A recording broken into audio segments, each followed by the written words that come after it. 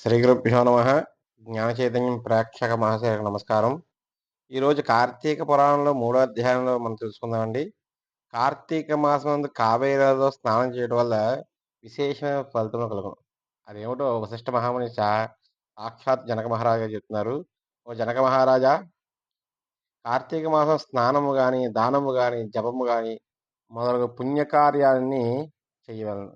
ఎంత స్వల్పముగా చేసినను అది అనంత ఫలితమిస్తుందయ్యా అని చెప్తున్నారు స్వామివారు. కార్తీక వ్రతం ఆచరించిన వాళ్ళు మనుషులందరూ కూడాని 100 సార్లు కుక్క జన్మ పొందుతారు.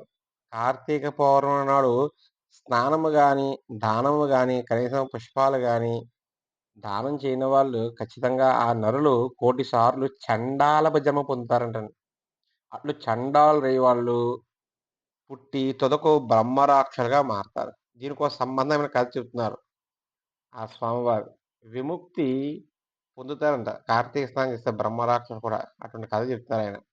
పూర్వం ఆంధ్రప్రదేశమున తత్వనిష్ఠుడు అని ఒక బ్రాహ్మణోత్తముడు ఉన్నాడండి. అతడు సకల శాస్త్రాలు చదివాడు. ఆయన మహానుభావుడు. సత్యసంధుడు, జితేంద్రుడు. అతడు ఒకప్పుడు తీర్థయాత్రకు అలా వెళ్తూ ఉన్నాడు గోదావరి తీరాన. అసలు గోదావరి తీరాన వెళ్తుంటే ఆ గొప్ప విశేషమైన ప్రదేశంలో పెద్ద మర్రి చెట్టు ఉంది. దానిపైన ఒక ముగ్గురు బ్రహ్మరాక్షసులు కూర్చున్నారు. ఎవరొస్తే తినేద్దామా అన్నట్లుగా.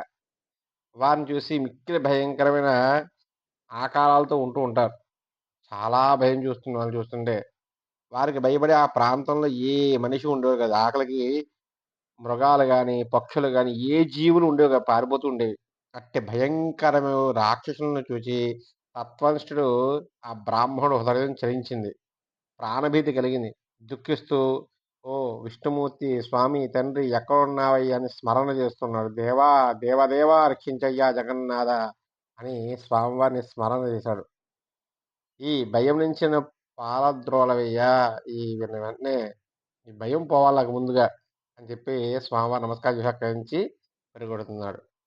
అలా అన్న వెంటనే పారిపోతున్నాడు ఆయన బ్రాహ్మణుడు, తత్వనిష్ఠుడు. అప్పుడు ఆ బ్రహ్మరాక్షసుడు బ్రాహ్మణుడి వెంటబడి పరిగెత్తసాగారు. కొంత దూరం వెళ్ళిపోయిన బ్రహ్మరాక్షసుడికి బ్రాహ్మణుడి దగ్గరకు వచ్చేశారు. అప్పుడు ఆ బ్రహ్మరాక్షసుడు బ్రాహ్మణుడిని సమీపించి అతని ముఖము చూశారు.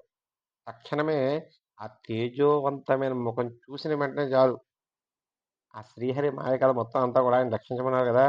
ఆ ముఖము చూసిన వెంటనే వాళ్ళకి ఈ బ్రహ్మరాక్షసుడికి వాళ్ళు చేసిన పూర్వజన్మ స్మృతి మొత్తం తెలిసింది. అంతటా బ్రహ్మరాక్షసులు అందరూ బ్రాహ్మణుడికి నమస్కారం చేశారు.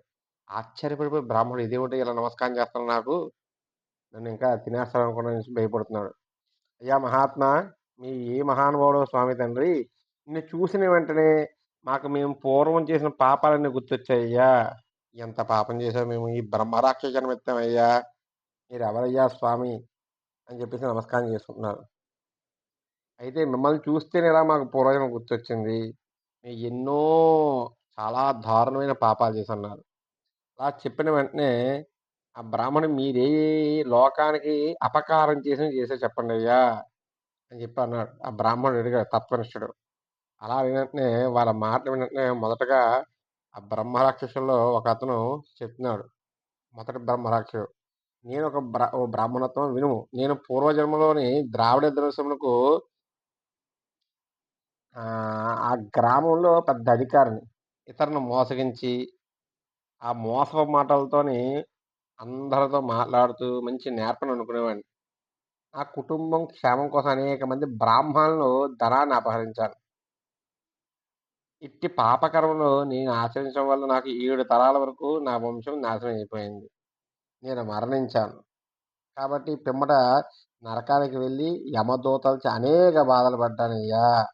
బ్రాహ్మణుడు ధనాన్ని అపహరించడం వల్లనే, అసలు బ్రాహ్మణుడికి దక్షిణ ఇవ్వకపోయినా, వాళ్ళ దానాన్ని తీసుకోకపోయినా, వాళ్ళ దానాన్ని అపహరించడం వల్ల ఇంత కర్మ అనుభవించానయ్యా. భూమి యందు పడ్డానయ్యా. బ్రహ్మరాక్షసుని అయిపోయానయ్యా" అని చెప్పాడన్నమాట. అలా చెప్పిన వెంటనే కనుక, "ఓ భూసురోత్తమా, ఆ దోషం పోయే మార్గం చెప్పవయ్యా" అని కోరుకున్నాడు మొదటి రాక్షసుడు.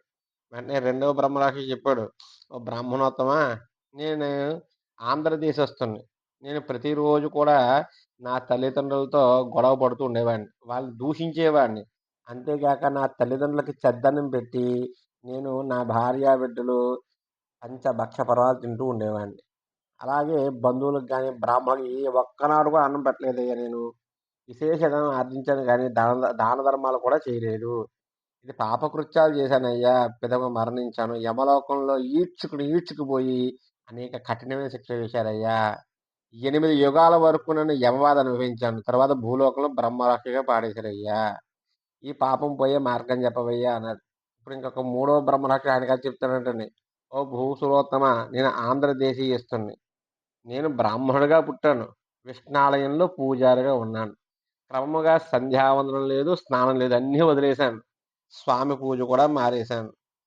మానేసిన తర్వాత పరనింద చేయుచు, పరులను తిట్టుతూ ఉండడం, అయా దయాశూన్యుడైపోయి కఠిన వాక్కులతో అందరితో పోతుండేవాడిని.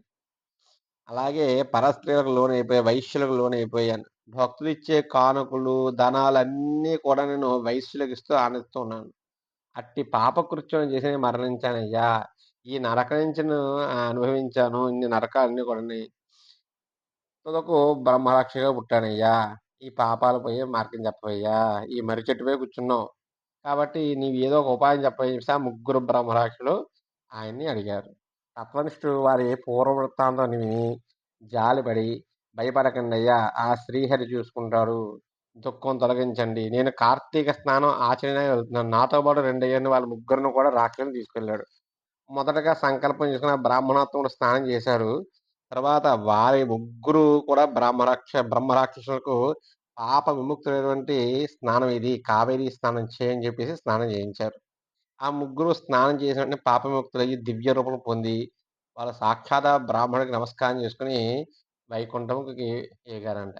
కాబట్టి ఆ బ్రహ్మ రాక్షసులు కూడా కావేరీ స్నానం చేయడం వల్ల, నదీ స్నానం చేయడం వల్ల వాళ్ళ పాపాలన్నీ తొలగాయి. అంత గొప్పది కార్తీక మాస స్నానమయ్యా అన్న విషయాన్ని జనక మహారాజుకు వశిష్ఠ మహాముని చెప్పారు. అజ్ఞానం చేత గాని, అలాగే మోహము చేత గాని, కార్తీక మాసమందు తెల్లవారుజామున కావేరి నదిలో స్నానం చేసిన వాళ్ళు, తర్వాత శ్రీహరిని పూజించిన వారికి 10,000 యజ్ఞాలు చేసిన ఫలితం కలుగుతుందయ్యా. చెయ్యని వాళ్ళు చేసే అజ్ఞానంతో గాని, అంధకారంతో గాని నేను చెయ్యను అని అనేవాళ్ళు కూడా తెలిసి తెలియకుండా చేస్తే వాళ్ళకి శ్రీహరి అనుగ్రహం పొందుతారు. తెలిసినా తెలియకపోయినా దైవకార్యం ఎంత గొప్పదంటేను. తెలిసి కూడా నాకన్నీ వచ్చు, నేను సర్వాంతర్యామి అనుకోకూడదు ఎప్పుడు కూడాని. అందువల్ల అంత వశిష్ఠ మహాముని చెప్పారు. కార్తీక స్నానం ఖచ్చితంగా చెయ్యాలని చెప్పేసి. విష్ణు ప్రీతి కాబట్టి. కాబట్టి ఎవరైతే స్నానం చేయరో, ప్రాతః స్నానం చేయరో వారు 10 జన్మలందు చండాలులై పుడతారు. తర్వాత పంది జన్మ పొందుతారయ్యా అనే విషయాన్ని జనక మహారాజు సాక్షాత్ వశిష్ఠ మహాముని కార్తీక మహాపురాణంలో 3వ అధ్యాయంగా చెప్పబడింది. సర్వే జనా సుఖినో భవంతు, లోకా సమస్తా సుఖినో భవంతు.